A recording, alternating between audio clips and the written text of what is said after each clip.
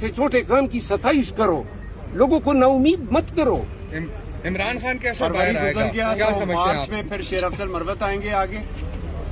जब ये सारे तक जाएं और इनका बस हो जाए और ये मान ले कि मेरे साथ ज्यादती की वो तो है, नहीं मानेंगे। न माने, अगर वो नहीं मानते हैं तो मुझे क्या पड़ी है? मरवत साहब ये आप बताइए बताएं ना। मार्च मरवत साहब में कहा जा रहा है कि आप पे कोई केस नहीं बनाया गया, क्या इसमें से थोड़े क्या मतलब? कल भी मेरे केस FIR हैं? 56 यार FIR 56 FIR हैं, इसमें 30 में ट्रायल हो रहे हैं और मैं 3 दफा गिरफ्तार हुआ और आपको इल्म ही नहीं है। हाय दिन मेरे अपने केसेस में पेशियां होती हैं, वकालत से ही इन केसेस ने मुझे निकाल दिया। ये सिर्फ 26 नवंबर के इस्लामाबाद में 17 केसेस मुझ पे बने। क्यों आप लोग इस तरह झूठ बोलते हैं? सुहेल अफरीदी पहले सिंध के दौरे पर खुश हुए, फिर नाराज हुए। कौन?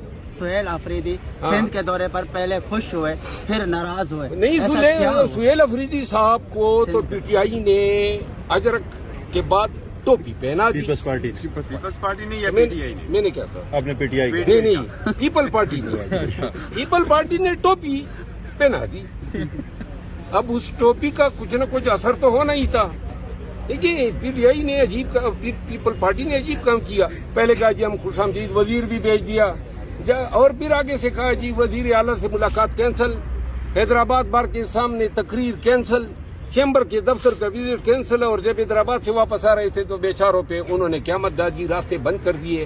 जो तकलीफ 7 घंटों में सफर तो नहीं बनता है। मैं खुद हैदराबाद इस तरह जलसे और रिलीज में गया था, और फिर जिस तरीके से ये जहां जलसागाह था बाकी जना, इस तकलीफ से वर्कर पहुंचे हैं, ज्यादती की है कि पीपल पार्टी अपने वादे पे कड़ी रहती तो आज उनका ग्राफ उठता। पीटीआई के साथ जितना जबर करोगे ना, जितना